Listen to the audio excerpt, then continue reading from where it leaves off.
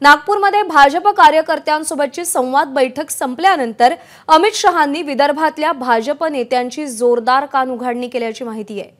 सुमारे अर्धा तास मुख्य व्यासपीठाच्या बाजूला असलेल्या खोलीमध्ये अमित शहा बसले होते आणि यावेळी त्यांनी विदर्भातील निवडक भाजपचे नेते आणि पदाधिकारी तसंच विधानसभा निवडणुकीसाठी शेजारच्या राज्यातून निवडणुकीचं काम सांभाळण्यासाठी बोलवलेले भाजपचे नेते यांची संयुक्त बैठक घेतली आणि या बैठकीत त्यांनी भाजप नेत्यांना खडे बोल सुनावले अशी माहिती आहे। आपापसातले हेवेदावे खपवून घेणार नाही, लोकसभा निवडणुकीवेळी दुर्लक्ष केलं त्याप्रमाणे आताही झालं तर सहन केलं जाणार नाही अशी तंबी शहांनी दिली आहे।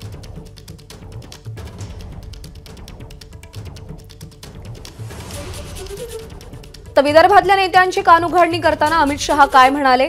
लोकसभा निवडणुकीवेळी झालेलं दुर्लक्ष विधानसभा निवडणुकीत खपवून घेणार नाही, आपापसातले हेवेदावेही सहन केले जाणार नाहीत,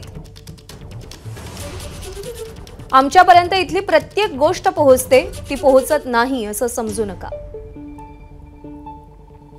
विधानसभेसाठी देण्यात आलेली जबाबदारी प्रत्येकानं चोख पार पाडा। रजत वशिष्ठ आपले प्रतिनिधी सध्या आपल्या सोबत आहेत। रजत, ही कानउघाडणी करताना निशाणा नेमका कुणाकडे होता आणि ही कानउघाडणी करण्याची वेळ का आली?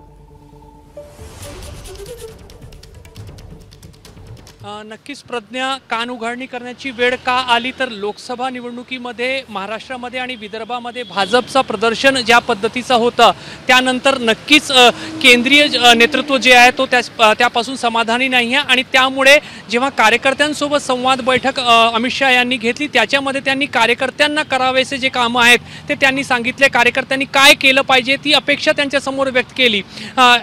या बैठकीनंतर मात्र विदर्भातील निवडक जे नेते आहेत, माझ्या माहितीप्रमाणे जवळपास 12 ते 13 नेते त्या ठिकाणी उपस्थित होते आणि शेजारील राज्यातून निरीक्षक म्हणून आलेले जे नेते आहेत ते 7 ते 8 नेते होते। जवळपास 20 नेत्यांचे समोर ही कानउघाडणी करण्यात आलेली आहे आणि त्याच्यामध्ये अमित शहा यांनी स्पष्ट सांगितलेलं आहे की लोकसभा निवडणुकीमध्ये जे काही झालं, जे दुर्लक्ष झालं ते आता खपवून घेतलं जाणार नाही।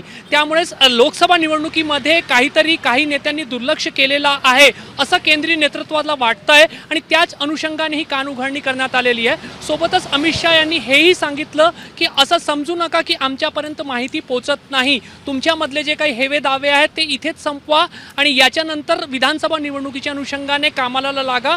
तुमच्यामध्ये जे काही घडतं किंवा विदर्भामध्ये जे काही घडतं त्याची सर्व माहिती आमच्यापर्यंत पोहोचते, त्यामुळे आता असं समजू नका की पुढे कारवाई होणार नाही। त्यामुळे जवळजवळ 25 ते 30 मिनिटं अमित शहा त्या ठिकाणी होते आणि त्यांनी स्पष्टरित्या नेत्यांना सांगितलेलं आहे की दिलेली जबाबदारी चोखपणे बजवावी लागेल, त्याच्यामध्ये किंतु परंतु आता चालणार नाही। त्यामुळे नक्कीच लोकसभा निवडणुकीच्या काळामध्ये जे काही केंद्रीय नेतृत्वाच्या अपेक्षेप्रमाणे झालेला नाहीये ती अपेक्षा अत्यंत कडक शब्दामध्ये बोलून अमित शहा काल भाजपच्या नेत्यांना दाखवल्याची माहिती आहे। रजत, धन्यवाद दिलेल्या माहितीसाठी। एबीपी माझा, उघडा डोळे बघा नीट।